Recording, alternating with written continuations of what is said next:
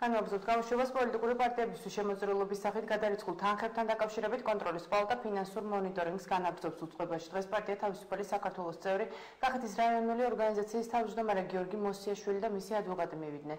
მოსიაშვილს კონტროლის პალატიდან უწყება გუში მიუვიდა. საქმე ეხება მის მიერ პარტია თავისუფალი საქართველოსთვის გადარიცხულ 25,000 ლარამდე შემოწირულობას. აი საინტერესო რამდენი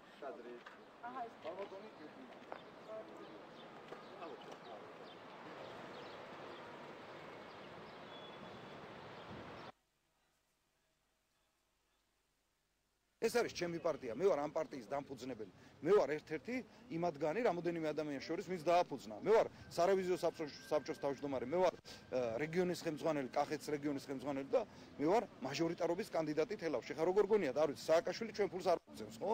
არ ჩაგვირიცხავს და ჩვენი ძალებით, დიახ, ჩემი თანხებით მოპოვებული ლეგალურად წირავ ჩემ პარტიას. ეს არის მორიგი დაბარება, ეხლა მოგეხსენებათ, რომ საპარლამენტო არჩევნებამდე 3 თვეღა დარჩა და გააქტიურდა სახელმწიფო მანქანა და მათი ინტერესი უკვე ქართული ოცნებიდან გადაინაცვლა სხვა პოლიტიკური სუბიექტების მიმართ და ასეთი არის პარტია თავისუფალი საქართველო, რომელიც თავისი შექმნის დღიდან სულ რაღაცა 6-7 თვეს ითვლის და დაიწყო ამ პოლიტიკური ორგანიზაციის რეგიონის თავმჯდომარეების, გენერალური მდივნის და ასე ვთქვათ ლიდერების ერთგვარი რეპრესიები. აი ეს არის უწყება, რომლითაც ბატონი გიორგი იქნა დაბარებული, აქ არის უფლება-მოვალეობები განმარტებული.